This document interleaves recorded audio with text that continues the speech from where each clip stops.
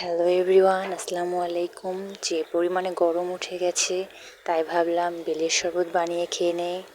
বেলের শরবতের অনেক উপকারিতা রয়েছে, কিন্তু অনেকেই আছে যারা বেলের শরবত খেতে চায় না বা পছন্দ করে না।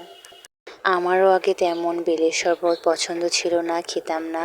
কিন্তু যখন থেকে আমি বেলের শরবতের উপকারিতা জেনেছি তখন থেকে আমিও বেলের শরবত খাই।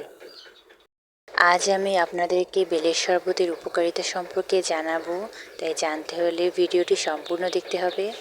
বেলে রয়েছে vitamin A, B, calcium, phosphorus, যা দেহের রোগ প্রতিরোধ ক্ষমতা বৃদ্ধি করে।